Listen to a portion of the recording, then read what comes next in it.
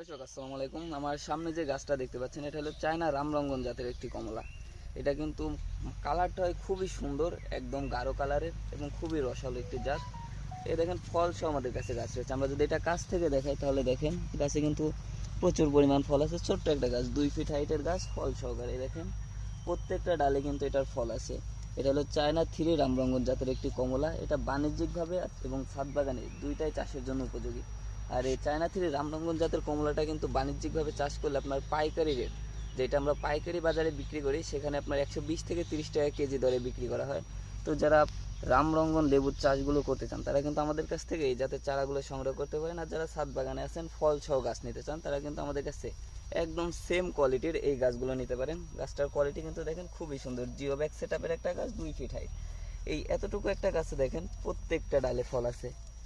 দেখেন কোনো ডাল বাদ নাই, প্রত্যেকটা ডালে কিন্তু আপনার ফল থাকবে। আমাদের কাছে কিন্তু এই কোয়ালিটির বেশ কিছু চারা আছে, যাদের প্রয়োজন তারা আমাদের স্ক্রিনে দেওয়া নাম্বারে যোগাযোগ করে নিতে পারেন।